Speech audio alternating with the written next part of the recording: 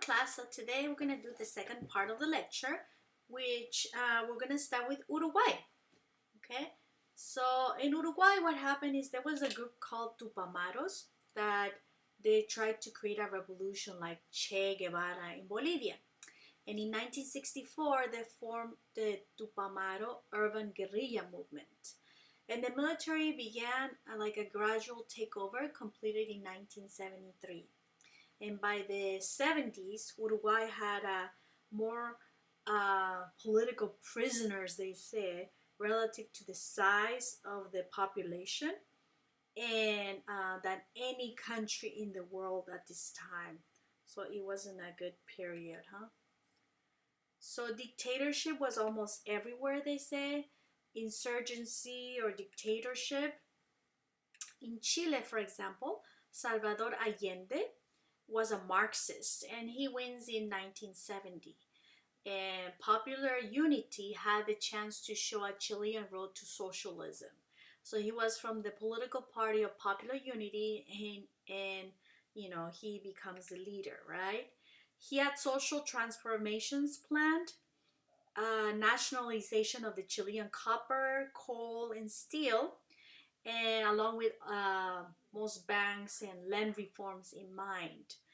And guess who didn't like all this, right? The US. The losers, both more conservative than Allende, united and found an ally in the CIA of the United States. So, as Popular Unity imposed price freezes and wage increases for the workers to raise the living standards of the Chilean poor, there was a triple-digit inflation that roared. The rich Chileans fought these initiatives with support of the CIA, which would be very sad what happens to Chile. The expropriation of copper industry was very popular, and in 1971 midterm elections, Popular Unity won by a bigger margin than ever.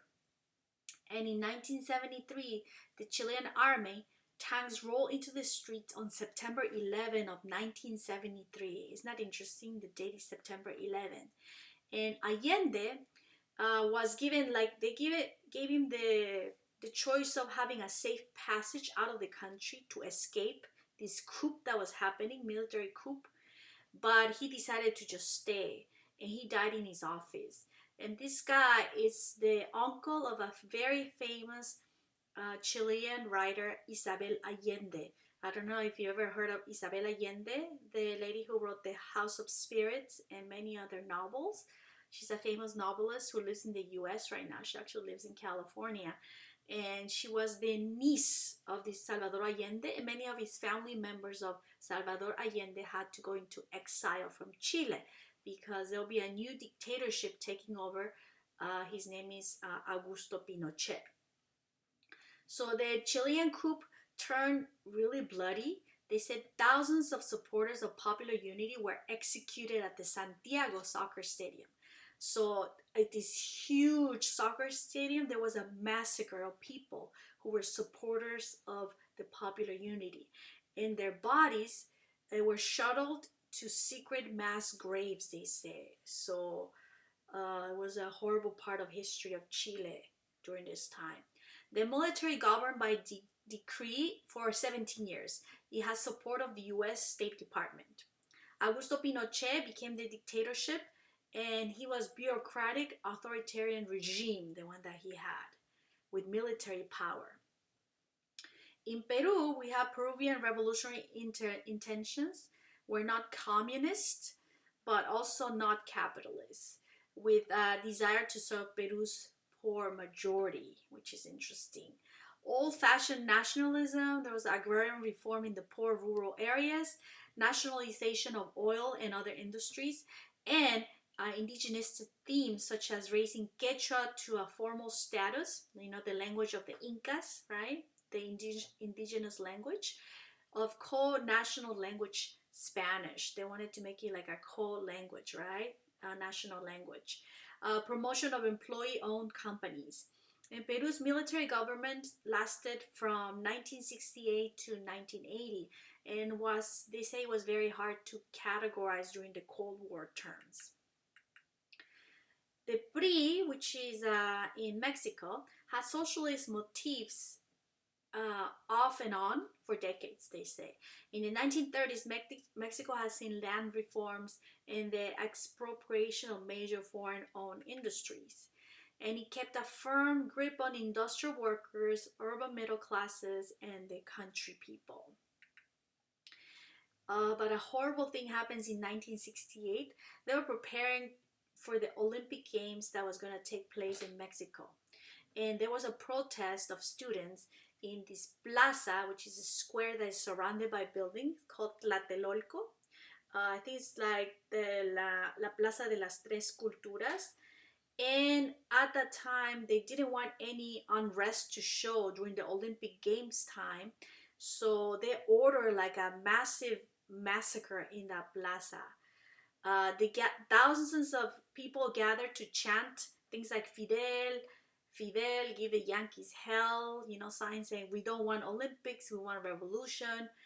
And what happens is the military people went into the buildings that were surrounding the plaza and they started shooting at the people in the plaza. And there was a horrible massacre. And they say that they cleaned all the bodies as if nothing happened the next day so they can go on with the Olympics. And a lot of this is recorded in the history and literature of the time.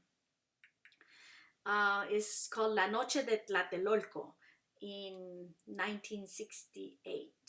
The last Cold War battles of Central America. By mid-1970s, reactionary anti-communist dictatorships began to decrease in Latin America, and bureaucratic authoritarian governments collapsed in the late 70s and 80s because they made their own mistakes of debts and hyperinflation, right? In Guatemala, there were a lot of rural oligarchies in the 1970s, and Central America was full of greedy tyrants who enjoy U.S. support. And you will see that in different countries of Central America. The anti-communism rules in Guatemala. They had military control government since 1954. In the 70s and 80s, the Guatemalan armed forces carried a dirty war against rural guerrilla armies and urban opponents, like student activists and labor leaders, and was very, very bloody. Indigenous peasants were taken into model villages that served as rural concentration camps, they say. And the US called it low intensity conflict, but for families of the disappeared, for indigenous people like Rigoberta Menchú, whose family was murdered, mother and brother, by the Guatemalan army, these conflicts were intense. So whatever is considered low intensity by the US was high intensity for the people in the country who are suffering as victims of this violence. Rigoberta Menchú was a Mayan Quiche woman whose community wished only to raise its crops and follow its traditional customs. And she became a spokesperson for her people. She actually wrote a memoir, which is I, Rigoberta Menchú. And back then, they said that she only spoke Maya Quiche and did not speak a lot of Spanish. And her work had to be translated into Spanish. But this book won her a Nobel Peace Prize in 1992. And she was able, after a long time, she used to have a translator. But now she speaks perfect Spanish. I've seen her speak at the University of Pepperdine. And she's an amazing speaker. She has that gift of really getting her message across, and it's amazing. And her book, I heard, is amazing too. I haven't read it. I really want to read it, and maybe you can too, right? So it tells the story of the atrocities that happened in the dirty war of Guatemala.